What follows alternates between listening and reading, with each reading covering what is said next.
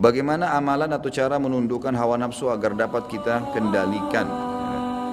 Ya tentu begini akhi.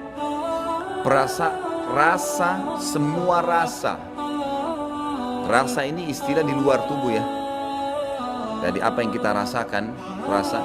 Dan semua yang di dalam tubuh. Kalau bahasa Indonesia ditambah pe sama an terakhirnya. Perasaan, kalau yang di dalam, semua harus tunduk untuk Allah Subhanahu Wa Taala. Suka, sedih, senang, marah, apa saja, benci, itu karena Allah. Kalau antum sudah lakukan ini, tunduk begitu untuk Allah, maka semua bisa terkendali. Semua bisa terkendali. Ini secara otomatis. Dan begini, poin yang lain, sisi yang lain. Ibadah itu, kalau kita kerjakan ibadah itu punya kenikmatan. Pernah saya jelaskan poin ini, tapi sekarang saya tambahkan poin lain. Ibadah itu punya kenikmatan kalau kita kerjakan. Ada kenikmatan. Dosa, lawannya ibadah itu juga punya kenikmatan. Jadi memang semua punya kenikmatan.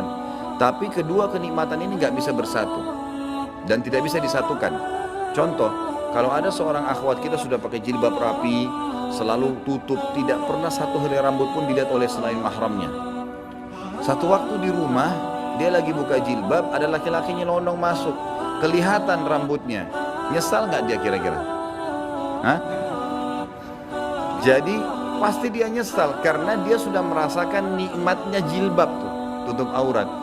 Dan dia pasti tidak, orang kalau sudah rasakan nikmatnya ibadah ini, nikmatnya maksiat, lawannya ibadah ini. Jadi kalau tutup aurat berarti buka aurat ya.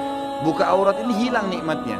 Tapi kalau kita balik, orang yang biasa buka aurat, pakai celana pendek, pakai baju kaos ketat, jalan di jalanan semua orang lihat, maka dia merasakan, dia nikmatin itu. Nikmatnya ibadah, nutup aurat hilang. Ya kan gitu. Tapi dia punya kenikmatan. Kalau tidak punya, dia tidak mungkin jalan begitu. Dia rasa nikmat tuh. Pakai celana pendek, dipuji orang, digangguin, disiulin, dia suka. Ya. Nah ini nikmat dia rasa, gitu kan. Tapi dengan datangnya nikmat maksiat ini, dia nikmatin, nikmatnya tutup aurat, ibadah hilang. Contoh yang lain, orang sholat, azan langsung sholat, dikomitmenkan, selalu paksakan diri. Itu sudah dirasakan nikmat, aduh luar biasa enaknya. Begitu azan sholat ringan, enak, plong. Maka lawannya adalah tidak sholat. Kan? Kita sudah hilang tuh, nggak enak kalau nggak sholat. Tapi kalau ada orang yang dia menikmatin tidak sholat, dia anggap sholat itu sesuatu yang beban. Heran dia lihat ada orang azan ke masjid, ngapain orang-orang ini? Bagi dia begitu aneh, karena dia merasa nikmat, ya tidak sholat itu, gitu kan? Jadi nggak bisa disatuin. Tapi, gitu kan? Yang kita perlu ketahui, yang saya ingin titik beratkan malam ini, ikhwani, ada orang yang tengah-tengah, dia masih beribadah, juga masih maksiat. Kalau orang yang ada seperti ini dan antum masih ada di sini, saya sarankan mulai malam ini ubah. Karena antum tidak rasakan kenikmatan sama saya. Tidak nikmat ibadah, tidak nikmat maksiat. Kalau mau maksimal, pilih salah satunya. Baik sekalian atau rusak sekalian. Tapi ini surga ujungnya, ini neraka.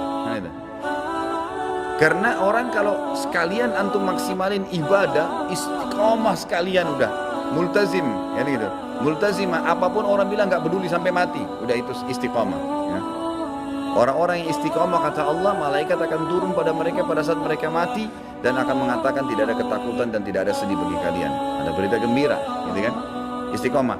Orang yang di sini ya dia maksimal. Tapi yang tengah-tengah ini yang susah nih. Begini misalnya, ada ikhwah dia ikut pengajian. Ini contoh, mudah-mudahan tidak ada. Tapi rupanya dia masih pacaran. Pada saat dia jalan, pacarnya mau pegang, mau nggak dia? Hah? Mana yang sudah coba nih?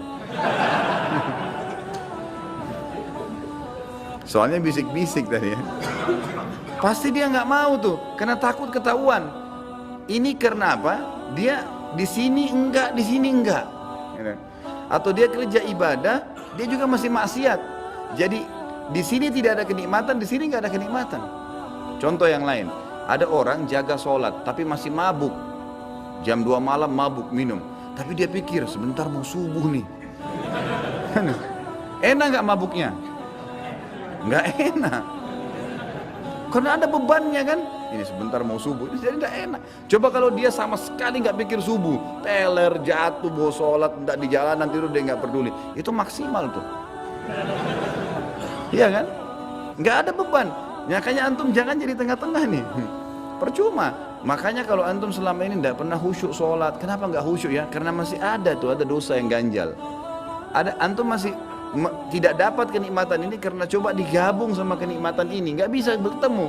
Dan nanti jadi susah gitu.